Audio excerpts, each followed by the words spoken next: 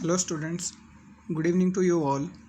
In our today's video, we will discuss about another topic in the unit 2, that is the structural classification of the proteins. In the unit 2, that is the biomolecules, we have studied or discussed about the carbohydrates. In the carbohydrate, we have discussed about the properties of the monosaccharide, disaccharide and the polysaccharides. As well as we have discussed the examples of the monosaccharides like the glucose and the fructose. We have also discussed the examples of the disaccharides like maltose, lactose and the sucrose. And we have also discussed and studied about the examples of the polysaccharide like cellulose and the starch. So this we have discussed in the carbohydrates. Next we started with the another biomolecule, that was the protein. In the proteins, we have discussed the formation of the proteins from the amino acids. We know the amino acids are the unit of the proteins, or amino acids are the building blocks for the protein. We have also discussed some examples of the proteins, some common proteins that are being present in the plants as well as in animals. We have discussed about them like myosin, globulin and the invertase or the insulin, etc. Today particularly in our video we will discuss about the structural classification of the proteins, which will be the last video in the proteins after the amino acid after the protein formation and the examples of the proteins. So it is the third video, that is the structural classification of the proteins. So let's just start with it. Structural classification of protein का मतलब होता है कि आपका जो proteins बने हुए हैं उनकी ऑर्गेनाइजेशन के अकॉर्डिंग कितने तरह के प्रोटीन्स हो सकते हैं, उनको हम क्लासीफाई करेंगे. So very simply we have studied कि प्रोटीन्स जो होते हैं अमीनो एसिड से बने होते हैं. एक अमीनो एसिड दूसरे अमीनो एसिड से पेप्टाइड बॉन्ड के थ्रू लिंक होता है. This we have discussed in detail in our previous videos. अगर आपने प्रीवियस वीडियोस नहीं देखे हैं तो पहले आप प्रीवियस वीडियो देखेंगे, तभी आपको स्ट्रक्चरल कॉन्फ़िगरेशन समझ में आ पाएगा प्रोटीन्स का, क्योंकि हम कॉम्प्लेक्स लेवल में जाएंगे और हमने वहाँ पे बिल्कुल बेसिक लेवल जो है वो डिस्कस किया है कि फर्स्ट स्ट्रक्चर जो बनती है वो किस तरह से बनती है प्रोटीन्स की. तो एक अमीनो एसिड दूसरे अमीनो एसिड से लिंक होता है पेप्टाइड बॉन्ड से. इस तरह से बहुत सारे अमीनो एसिड से लिंक होते हैं पेप्टाइड बॉन्ड में, और इसको पॉलीपेप्टाइड चेन बोलते हैं या पेप्टाइड चेन बोलते हैं. तो so this peptide chain is the proteins. अब प्रोटीन्स जो होते हैं इस पेप्टाइड चेन के कॉन्फ़िगरेशन के अकॉर्डिंग हो सकता है बिल्कुल सिंपल प्रोटीन्स हों जिनमें एक पेप्टाइड चेन हो और अमीनो एसिड्स लीनियरली लिंक हो पेप्टाइड बॉन्ड से ही. These are the amino acids. हो सकता है बहुत सारी पेप्टाइड चेन्स हों और उन पेप्टाइड चेन्स के बीच में along with this peptide bond okay which is forming between two amino acids other bonding भी हो जाए. फॉर एग्जाम्पल किसी एक अमीनो एसिड की बात करते हैं, जैसे ये एक चेन है, तो इन अमीनो एसिड्स में पेप्टाइड बॉन्डिंग है हमारी कार्बोक्सिलिक ग्रुप और अमाइन ग्रुप के बीच में, लेकिन इनके फंक्शनल ग्रुप फ्री हैं अभी भी. जो इनकी अल्काइल चेन होती है आर, जिसके अकॉर्डिंग डिफरेंट अमीनो एसिड होते हैं इसके नेचर के अकॉर्डिंग, जिस तरह की चेन होगी उसके अकॉर्डिंग ही अमीनो एसिड होते हैं, ये अभी भी फ्री हैं. हो सकता है ये आपस में बाइंड कर जाएं, जिस तरह का इनका नेचर है उसके अकॉर्डिंग बाइंड कर जाएं. हो सकता है ये सल्फर सल्फर हो तो डाइसल्फाइड ब्रिजेस बना ले. हो सकता है ये पोलर मॉलिक्यूल्स हों तो आपका नॉन पोलर हो तो हाइड्रोफोबिक इंट्रैक्शंस बना ले. तो उनके अकॉर्डिंग और बॉन्डिंग भी हो सकती है, यानी जो ऑर्गेनाइजेशन है वो और डिफरेंट हो सकती है. पहले जहाँ केवल एक ही प्लेन में प्रोटीन्स होते हैं, सबसे सिंपल प्रोटीन की बात करता हूँ, अमीनो एसिड की चेन है, हो सकता है वो 2D कॉन्फ़िगरेशन ले ले, 2 प्लेन में आ जाए, 3D कॉन्फ़िगरेशन ले लें, तीनों प्लेन्स में जो है स्ट्रक्चर बना ले, या क्वाटरनरी उससे भी कॉम्प्लेक्स जिसमें बहुत सारे टर्सरी स्ट्रक्चर्स प्रेजेंट हो और आपस में बाइंडेड हो, वो क्वाटरनरी स्ट्रक्चर भी फॉर्म कर सकता है. तो उसके अकॉर्डिंग 4 तरह के प्रोटीन्स होते हैं स्ट्रक्चरल ऑर्गेनाइजेशन के according. The primary proteins, the secondary proteins, tertiary proteins and the quaternary proteins. Okay, जिस तरह नाम से ही सजेस्टेड है कि प्राइमरी जो होंगे वो सबसे सिंपल होंगे, क्वाटरनरी जो होंगे वो सबसे एडवांस होंगे. So moving from the very basic organisation to the higher complex organisation, we will start first with the primary structures. We were discussing on the primary structure. तो प्राइमरी में एक तरफ एन टर्मिनल हो गया, एक तरफ C terminal हो गया, बीच में ये जो अमाइनो एसिड्स हैं ये आपके पेप्टाइड बॉन्ड के थ्रू क्या हैं, लिंक्ड हैं. So very commonly peptide bonding होगी और अमीनो एसिड सिंपली लिंक होंगे एक लीनियर स्ट्रक्चर में, इसको हम प्राइमरी स्ट्रक्चर बोलेंगे। रेयरली क्या होता है, पेप्टाइड बॉन्डिंग के अलावा डाइसल्फाइड बॉन्डिंग भी होती हैं। कुछ अमीनो एसिड लाइक सिस्टीन जो होता है उसमें सल्फर होता है, तो अगर दो अमीनो एसिड लाइक सिस्टीन आपस में लिंक हो रहे हैं तो वो डाइसल्फाइड बॉन्डिंग भी बना सकते हैं। अदरवाइज बॉन्डिंग जो होती है वो पेप्टाइड बॉन्डिंग होती है। हमें चारों स्ट्रक्चर्स में बॉन्डिंग का ध्यान रखना है कि किस में कौन सी बॉन्डिंग होती है, जनरली ये पूछा जाता है। तो प्राइमरी में पेप्टाइड बॉन्डिंग होगी, one amino acid is linked with the another amino acid. Next बात करेंगे सेकेंडरी स्ट्रक्चर की। सेकेंडरी स्ट्रक्चर जो होते हैं अब क्या होगा, एक प्लेनर ऑर्गेनाइजेशन हो जाएगी, ठीक है। पहले केवल लीनियर ऑर्गेनाइजेशन थी प्रोटीन की, अमीनो एसिड जो थे लिंक थे, सपोज ये 5 अमीनो एसिड पेप्टाइड बॉन्ड से लिंक थे केवल। अब ये क्या करेंगे, एक स्पेशियल कॉन्फ़िगरेशन बनाएंगे। Spatial means not the special, special means space में, स्पेस में एक इंडिपेंडेंट यूनिट बनाएंगे। तो उस यूनिट को किसी भी यूनिट को स्पेस में अरेंज होने के लिए क्या चाहिए, स्टेबिलिटी चाहिए। फॉर एग्जाम्पल एक रोप की बात करें तो आप किसी रोप को स्पेस में सीधा खड़ा नहीं रख सकते, वो गिर जाएगी, because the rope is only linked with these bonds. जिस तरह से एक रोप ही है, ये केवल पेप्टाइड बॉन्ड से, ये जो आपका एक रोप लाइक स्ट्रक्चर है ये केवल लिंक्ड है पेप्टाइड बॉन्ड से, इसी वजह से इसकी स्टेबिलिटी नहीं है। तो जब 2D में अरेंज होगा या सेकेंडरी स्ट्रक्चर में अरेंज होगा तो इनमें क्या होगी, स्टेबिलिटी हो जाएगी। फॉर एग्जाम्पल सेकेंडरी में एक चीज़ होती है अल्फा हेलिक्स, ये अल्फा हेलिक्स स्ट्रक्चर है, हेलिकल स्ट्रक्चर है इसलिए इसको हेलिक्स बोला है, ठीक है। और पहले डिस्कवर किया गया था इसलिए नंबर अल्फा रोम, ये जो है आपके नंबर होते हैं अल्फा बीटा गामा, तो अल्फा इज स्टैंड्स फॉर 1 कि ये फर्स्ट डिस्कवर किया गया था, और हेलिकल स्ट्रक्चर इसलिए इसको हम अल्फा हेलिक्स बोलते हैं। तो अगर इस तरह से हेलिकल होंगे और केवल पेप्टाइड बॉन्ड होंगे, यहाँ पे देखो पेप्टाइड बॉन्ड होंगे अमीनो एसिड्स के बीच में हमेशा, these are the peptide bonds. लेकिन ये स्पेशल अरेंजमेंट नहीं ले पाएगा, स्पेस में अरेंज नहीं हो पाएगा, तो क्या होता है, एक amino acid second third fourth, ठीक है। तो एक अमीनो एसिड 3 अमीनो एसिड्स को छोड़ के जो चौथा अमीनो एसिड होता है, this first amino acid will leave the 3 amino acids and linked with the 4th amino acid, ठीक है। चौथे अमीनो एसिड से लिंक हो जाएगा, तो यहाँ भी एक बॉन्ड फॉर्मेशन हो जाएगी। थोड़ा सा क्लियर ड्रॉ करके दिखाते हैं इसको,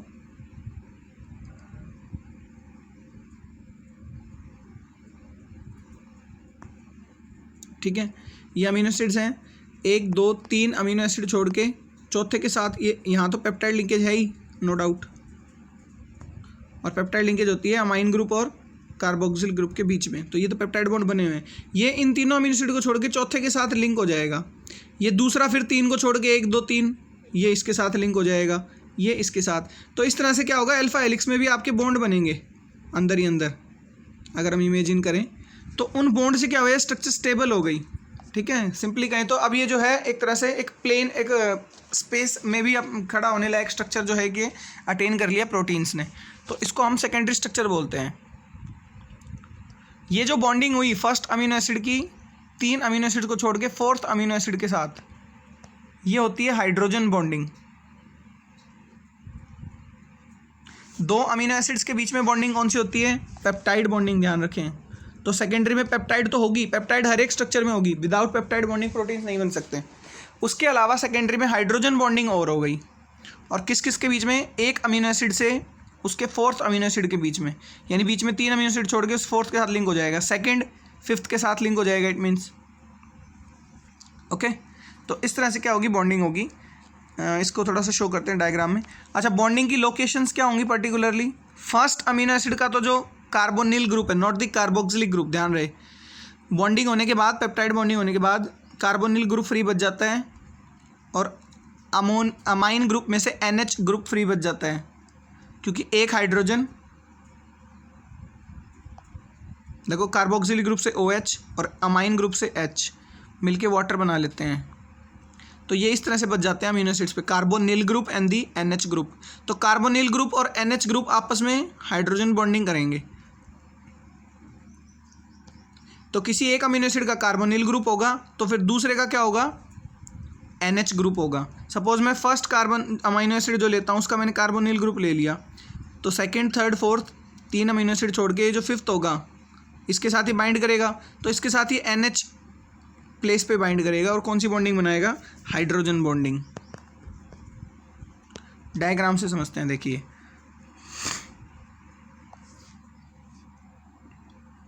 ये आपका अमीनो एसिड्स हैं, this is first second third fourth. तो एक के बाद तीन छोड़ के फर्स्ट वाला जो है ये देखो फोर्थ से लिंक हो रहा है, मैंने दिखाया भी है फर्स्ट एंड द फोर्थ। ये तीन हमने छोड़ दिए, जो चौथा था इसके साथ ये लिंक हो गया। और लिंक कहाँ हुआ, इसका सपोज हमने कार्बोनिल ग्रुप लिया है तो उसका हम फिर NH ग्रुप लेंगे और उनके बीच में हाइड्रोजन बॉन्डिंग बनेगी। हाइड्रोजन बॉन्डिंग जो होती है वो वीक बॉन्डिंग होती हैं, लेकिन इनका नंबर इतना ज़्यादा है कि स्ट्रक्चर को स्टेबिलिटी दे देंगी। Although hydrogen bondings are weak but they are present in much number, that's why वो कहते हैं ना यूनियन इन स्ट्रेंथ। तो बहुत सारे बॉन्ड्स हैं और बहुत सारे नंबर हैं, तो उस वजह से क्या होता है हाइड्रोजन बॉन्डिंग इवन वीक भी हो तब भी ये स्ट्रक्चर क्या हो जाता है, स्टेबल हो जाता है, क्योंकि बहुत सारे अमीनो एसिड और हर एक अमीनो एसिड के बीच में आपका इंटर हाइड्रोजन बॉन्डिंग हो जाती है सेकेंडरी स्ट्रक्चर में। यहाँ हम स्ट्रक्चरली देखते हैं, देखिए ये चार अमीनो एसिड 1, 2, 3 एंड 4, ठीक है। एक अमीनो एसिड में क्या क्या होता है, फंक्शनल ग्रुप होता है, हाइड्रोजन होती है, कार्बोक्सिलिक ग्रुप होता है और अमाइन ग्रुप होता है नीचे की तरफ। Let me show you, R suppose H carboxylic group और दी अमाइन ग्रुप, ठीक है। लेकिन यहाँ पे अमाइन ग्रुप शो क्यों नहीं हो रहे, देखो यहाँ अमाइन ग्रुप है इधर फ्री, लेकिन इसका ये कार्बोक्सिलिक ग्रुप पूरा शो नहीं हो रहा क्योंकि इसने पेप्टाइड बॉन्ड बना लिया अगले अमीनो एसिड के साथ, ठीक है। इसी तरह से इसमें भी अगले अमीनो एसिड के साथ पेप्टाइड बॉन्ड बना लिया, तो यहाँ पे ये 3 पेप्टाइड बॉन्ड है, 4 अमीनो एसिड है टोटल, ठीक है, क्योंकि लिंक्ड है एक दूसरे के साथ ही है। तो इधर अमाइन ग्रुप फ्री है, तो ये कौन सा टर्मिनल हुआ, इन 4 अमीनो एसिड्स का ये टर्मिनल N हुआ। उधर ध्यान से देखेंगे तो कार्बोक्सिलिक ग्रुप फ्री होगा, पूरा नहीं दिखाया हुआ, तो वो इस 4 अमीनो एसिड की प्रोटीन चेन का C ग्रुप होगा, ठीक है। फर्स्ट अमीनो एसिड में देखिए जहाँ कार्बोक्सिलिक ग्रुप होना चाहिए था, ये पेप्टाइड बॉन्ड है, ये C और N के बीच में, दिस इज पेप्टाइड बॉन्ड। तो क्योंकि यहाँ कार्बोक्सिलिक ग्रुप पूरा नहीं है, पेप्टाइड बॉन्ड बन चुका, कार्बोक्सिलिक ग्रुप का OH, अमाइन में यहाँ NH2 होना चाहिए था, इस दूसरे अमीनो एसिड का यहाँ अमाइन ग्रुप होना चाहिए था, लेकिन नहीं है, NH है केवल, क्योंकि इसका एक हाइड्रोजन यहाँ बॉन्ड बनाने में जा चुका। तो विजिबल क्लियरली आपका ये bond, this is peptide bond C और N के बीच है, ठीक है। लेकिन अब हमने देखनी है कि बॉन्डिंग किस तरह से हो रही है।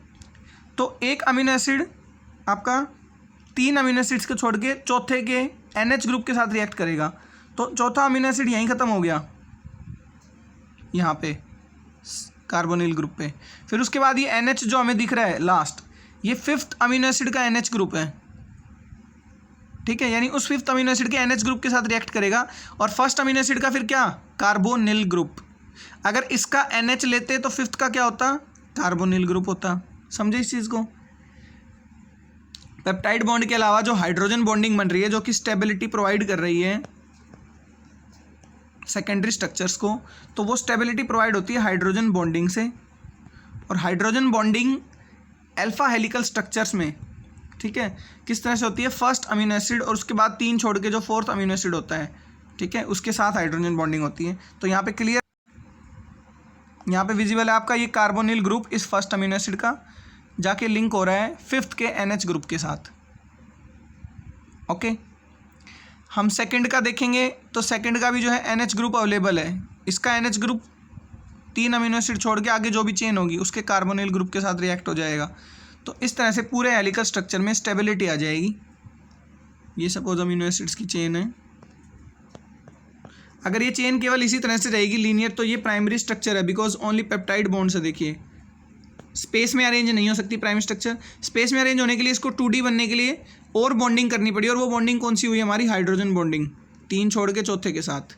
इसी तरह से यहाँ भी 3 छोड़ के चौथे के साथ, ये भी 3 छोड़ के चौथे के साथ, इस तरह से हाइड्रोजन बॉन्डिंग से और स्टेबिलिटी आ जाएगी। And this structure is called the alpha helix. So secondary structures जो होते हैं उनमें पेप्टाइड बॉन्डिंग होती है प्लस हाइड्रोजन बॉन्डिंग होती है।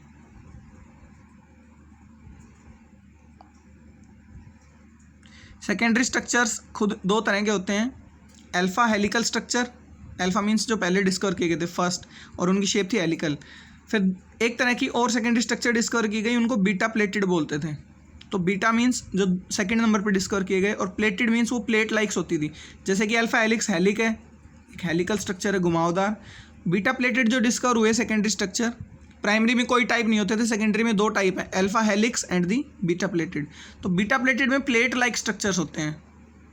तो अल्फा हेलिक्स हमने डिस्कस कर लिया डिटेल में, किस तरह से लिंकिंग होगी फर्स्ट और 4th के बीच में। अब हम बात करते हैं बीटा प्लेटेड की।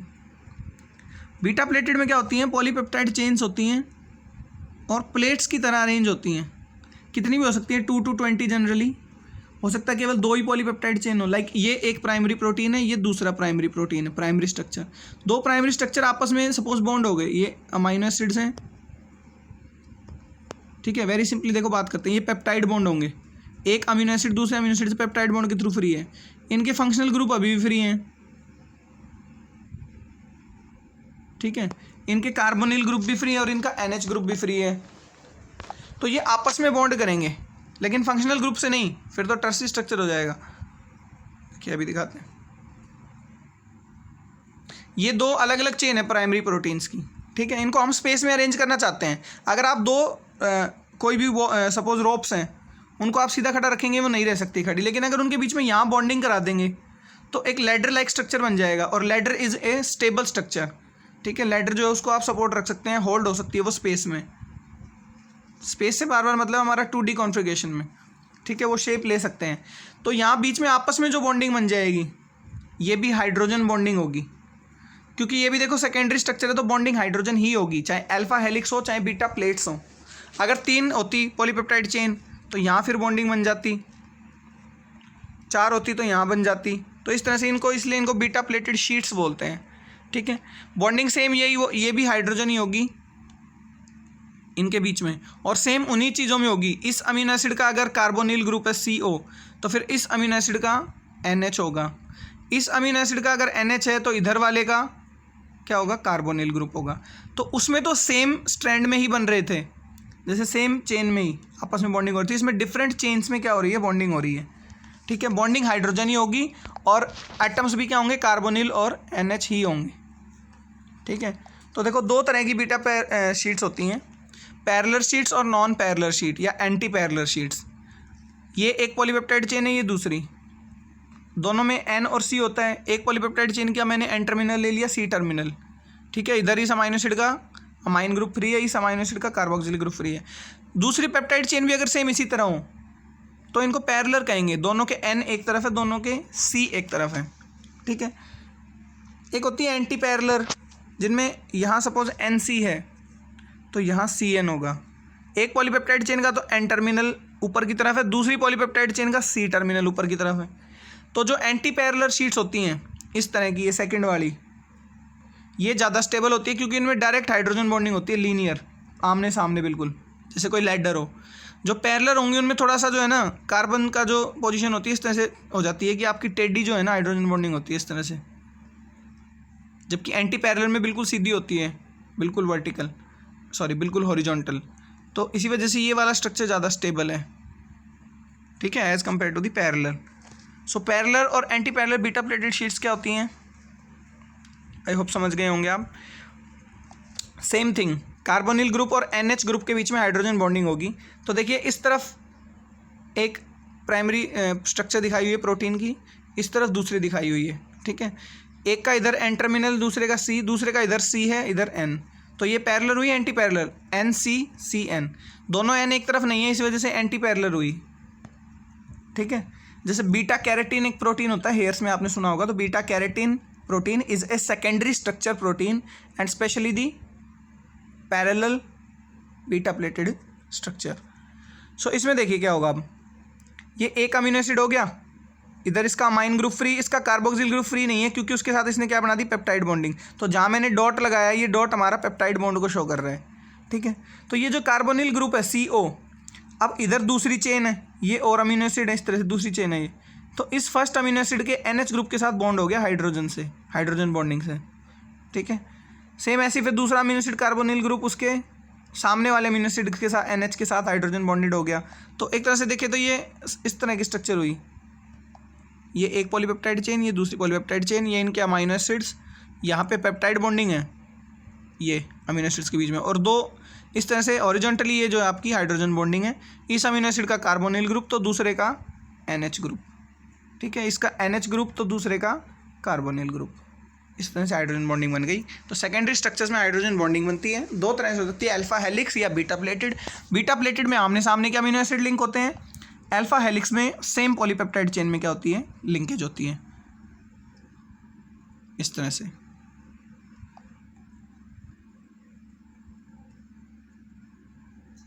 3 प्लेसेस को छोड़ के ये अमीनो एसिड इसके साथ लिंक हो जाएगा, इसके कार्बोनिल ग्रुप या NH ग्रुप के साथ। ओके, अब बात करते हैं टर्सरी स्ट्रक्चर्स की।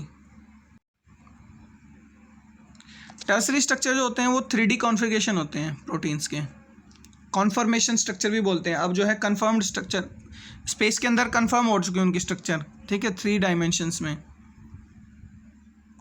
तो 3D लाइक 2D 3D में क्या होगा, बॉन्डिंग और बढ़ जाएंगी। 2D में क्या हो रहा था, पेप्टाइड बॉन्डिंग थी और हाइड्रोजन बॉन्डिंग थी। 3D स्ट्रक्चर में क्या होता है, ये जो स्पेस में structures arrange like alpha helix है या बीटा प्लेट्स शीट्स हैं, सपोज ये 2 शीट आपस में लिंक है सपोज, तो ये क्या करते हैं, इनके अब जो फंक्शनल ग्रुप हैं R, अब वो भी आपस में बाइंड होके कॉइल्ड हो जाएंगे या किसी भी तरह का एक शेप ले लेंगे, ठीक है। जैसे अल्फा हेलिक्स की बात करते हैं, सिंगल एक चेन की, सिंगल चेन भी टर्सरी स्ट्रक्चर बना सकती है, जैसे सिंगल चेन थी, ठीक है, हाइड्रोजन बॉन्डिंग तो हो ही चुकी थी, प्लस यहाँ तो स्टेबिलिटी है, अमीनो एसिड्स के बीच में पेप्टाइड बॉन्डिंग है। अब जो R ग्रुप है इनके, ठीक है, अब ये R ग्रुप और ये R ग्रुप सपोज आपस में बाइंड हो जाए, तो ये क्या होगा फिर, एक तरह से इस तरह से शेप ले लेगा, क्योंकि R ग्रुप और R ग्रुप बाइंड हो चुके हैं, ये सर्कुलर सा लगेगा यहाँ पे, ठीक है। तो जो प्रोटीन पहले बिल्कुल अल्फा हेलिकल था वो अब हो सकता है हमें इस तरह से यहाँ ज्वाइन कर चुका, यहाँ R ग्रुप ज्वाइन हो जाए, तो इस तरह से कोई स्ट्रक्चर ले ले, ठीक है। तो ये 3D कॉन्फ़िगरेशन को क्या कर लेते हैं, अचीव कर लेते हैं by the formation of the more bonding between the functional groups. जैसे ये R जो है फंक्शनल ग्रुप्स फ्री हैं, तो रैंडमली किसी का भी फंक्शनल ग्रुप किसी के साथ बाइंड कर जाए। जो प्रोटीन पहले इस तरह से दिख रहा था अब वो हमें किसी भी तरह से इस तरह दिख सकता है, क्योंकि यहाँ बीच में बॉन्डिंग हो चुकी बहुत सारी, ठीक है। तो ये एक पर्टिकुलर शेप अटेन कर लेता है, जैसे इस डायग्राम में समझते हैं। This diagram is taken from the Wikipedia, Wikipedia copyrighted है, तो इसमें हम जो है देखते हैं एक बार। टर्सरी स्ट्रक्चर की बात कर रहे थे, ठीक है। लाइक ये आपका देखो, सबसे प्राइमरी प्रोटीन जो है ये सिंपलेस्ट प्रोटीन है, केवल अमाइनो एसिड्स लिंक है, मिथियोनिन, एस्पार्जिन, आर्जिनिन, फिनाइलएलेनिन, ठीक है, ल्यूसीन। तो ये सारे जो है नाम, ये एल आर्जिन ये जो दिखाए हुए हैं अमीनो एसिड्स के नाम है। एक तरफ एन टर्मिनल है, एन टर्मिनस जहाँ लिखा है, एक तरफ सी टर्मिनस है, बीच में सारा अमीनो एसिड केवल पेप्टाइड बॉन्ड से लिंक है। तो this is the primary structure. Secondary में मैंने बताया थे 2 तरह के स्ट्रक्चर होते हैं, बीटा शीट्स और अल्फा हेलिक्स। ये बीटा शीट्स हैं, सपोज 2 शीट आपस में अटैच हैं, तो ये शीट जो दिखाई हुई इनमें अमीनो एसिड्स हैं बीच में, ठीक है, और आपस में ये लिंक्ड है हाइड्रोजन बॉन्डिंग से। ये अल्फा हेलिकल स्ट्रक्चर है, अल्फा हेलिकल में भी आपस में अमीनो एसिड है और अंदर क्या है, बॉन्डिंग, हाइड्रोजन बॉन्डिंग। अब टर्सरी में देखिए, टर्सरी में क्या हुआ कि देखो ये अलग बीटा प्लेटेड शी स्ट्रक्चर था, ये बीटा प्लेटेड अलग था और ये अल्फा था, ठीक है। इन्होंने आपस में मिलकर एक पूरा कॉन्फ़िगरेशन बना लिया 3D। ये अल्फा हेलिक्स इन बीटा से भी बाइंड हो गया, ये अल्फा हेलिक्स इस बीटा से भी बाइंड हो गया और ये बीटा आपस में भी बाइंड हो गए। पहले तो बीटा बनने के लिए ही बॉन्डिंग और ज़्यादा हुई।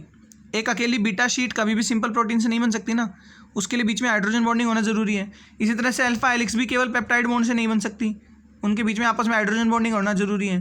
तो पहले तो यही सेकेंडरी हो गए थे, फिर सेकेंडरी और सेकेंडरी आपस में भी बाइंड हो गए, यानी ये बीटा इन बीटा से भी बाइंड हो गए और ये बीटा इस अल्फा से भी, ये अल्फा इस बीटा से भी। तो ये जो पूरा कॉन्फ़िगरेशन बना लिया, पूरा स्ट्रक्चर बना लिया, इसको 3D या टर्सरी स्ट्रक्चर बोलेंगे हम, ओके। तो इनमें जो बॉन्डिंग बढ़ जाती है वो डिफरेंट टाइप्स की बॉन्डिंग हो सकती है, लाइक हाइड्रोजन बॉन्ड्स तो होंगे ही, पेप्टाइड बॉन्ड्स तो होंगे, उनके अलावा वैन डर वाल्स फोर्सेस हो सकते हैं। आर के नेचर पे डिपेंड करता है। जो हमारी एल्काइल चेन होती है हर अमीनो एसिड में, जनरली जो हम आर लिख देते हैं, उसका जिस तरह का नेचर होगा उसके अकॉर्डिंग बॉन्डिंग बनती जाएंगी, ठीक है। अगर वो इलेक्ट्रॉन शेयरिंग कर रहा है दूसरे किसी फंक्शनल ग्रुप के साथ बॉन्ड बनाने के लिए, तो कोवलेंट बॉन्डिंग बन जाएंगी, ठीक है। नॉन कोवलेंट बॉन्डिंग बन सकती है, वैन डर वाल्स फोर्सेस बन सकते हैं, डाइसल्फाइड ब्रिजेस बन सकते हैं, इलेक्ट्रोस्टैटिक बॉन्डिंग हो सकती है, हाइड्रोफोबिक बॉन्डिंग हो सकती हैं अगर नॉन पोलर मॉलिक्यूल्स हैं तो, ठीक है। तो इस तरह के स्ट्रक्चर को हम टर्सरी स्ट्रक्चर बोलते हैं। फाइनली हम बात करेंगे क्वाaternary स्ट्रक्चर्स की। क्वाaternary स्ट्रक्चर्स जो होते हैं वो और भी ज़्यादा कॉम्प्लेक्स होते हैं, ऐसे प्रोटीन्स के स्ट्रक्चर जिसमें 2 या 2 से ज़्यादा टर्सरी स्ट्रक्चर्स हों। जैसे ये केवल एक टर्सरी प्रोटीन है सिंपल, बट अगर टर्सरी प्रोटीन्स, जैसे ये स्ट्रक्चर हुआ, दूसरा स्ट्रक्चर ये हुआ टर्सरी का ही, तीसरा ये हुआ, चौथा ये हुआ, अब इसमें 4 टर्सरी स्ट्रक्चर्स और ये चारों टर्सरी स्ट्रक्चर आपस में भी बाइंड हो जाएं, ठीक है, रैंडमली किसी भी तरह से, तो ये जो पूरी एक यूनिट बनी जिसमें देखो 4 टर्सरी स्ट्रक्चर्स हैं और ये आपस में भी फिर बाइंड हो गए, उस यूनिट को हम बोलते हैं क्वाaternary स्ट्रक्चर या सुपर प्रोटीन्स। सबसे जो है सुपर यही होते हैं स्ट्रक्चर में, सुपीरियर। तो देखिए ये मोनोमर 1 है, ये एक टर्सरी स्ट्रक्चर है जो यहाँ हमने दिखाई हुई थी, ये दूसरी टर्सरी स्ट्रक्चर है, ये तीसरी टर्सरी स्ट्रक्चर है, इसमें हमने 3 टर्सरी स्ट्रक्चर दिखाए हुए हैं, तो ये एक तरह का क्वाaternary स्ट्रक्चर हो गया, ठीक है, सुपर प्रोटीन हो गया या सुपर टर्सरी प्रोटीन हो गया। So that's all about the structure and the classification of the proteins. आप जो है इसको एक बार रिवाइज करें अच्छे से। We will also discuss this in the live class. That's all for today. Have a nice day.